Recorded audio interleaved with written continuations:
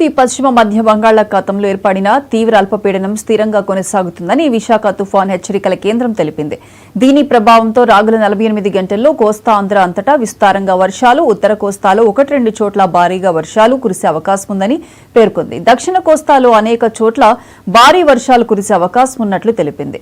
రాగల 48 గంటల్లో కోస్తాంధ్ర తీర ప్రాంతాల్లో గంటకు 30 నుంచి 40 కిలోమీటర్ల వేగంతో బలమైన ఈదురుగాలులు వీస్తాయని, సముద్రం అల్లకల్లోలంగా ఉండటంతో 3వ నెంబర్ ప్రమాద హెచ్చరిక జారీ చేసినట్లు తుఫాన్ హెచ్చరికల కేంద్రం తెలిపింది. మత్స్యకారులు వేటకు వెళ్లరాదని తుఫాన్ హెచ్చరికల కేంద్రం డైరెక్టర్ శ్రీనివాస్ తెలిపారు.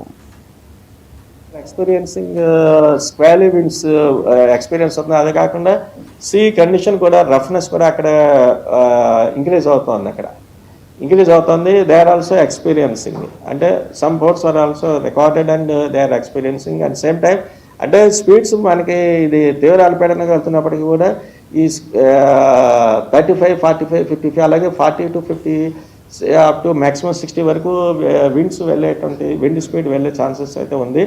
Already some of the ports are also experienced this wind speed in this range. ఈ రేంజ్లో ఎక్స్పీరియన్స్ అవుతున్నాయి.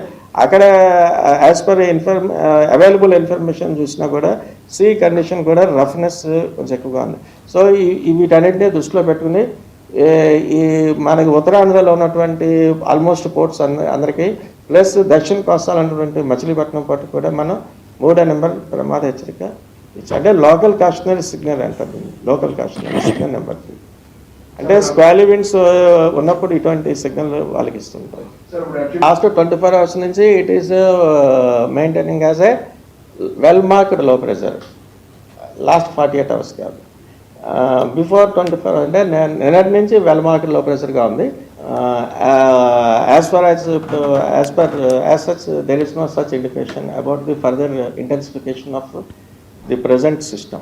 Impact will be on both south